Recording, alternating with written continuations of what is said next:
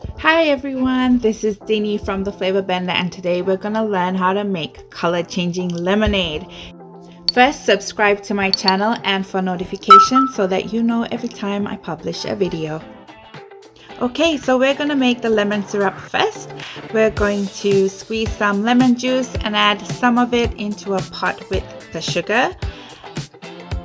And then we're going to stir and cook this lemon syrup so that the sugar will dissolve and the syrup will come to a boil. Once the syrup comes to a boil, lower the heat and let it simmer for about 10 minutes because we want to let that syrup thicken a little bit. Once the syrup has simmered for a bit and it has thickened, then you can turn off the heat and add the remaining lemon juice so that you get a really nice fresh lemon flavor there too. Pour the lemon syrup into a bottle, let it cool, and then let it chill in the fridge until you need it.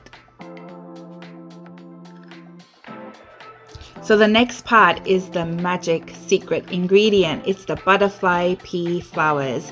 So we're going to make a tea with the butterfly pea flowers. You can get them as dried flowers or powdered as you saw before. And we're going to let the flowers steep in hot boiling tea. And you can let them steep for as long as you need to get a nice dark deep blue color. I like to add a little extra flowers so that I can get more of a strong color because I want those ice cubes to be a really nice deep blue color. Then take out the flowers out of the tea, strain it, and then pour it into an ice cube tray. Once you've filled up your ice cube trays, let them freeze overnight in your freezer, and then the next day you can take out the ice cubes and they're ready for the next step, which is to crush them.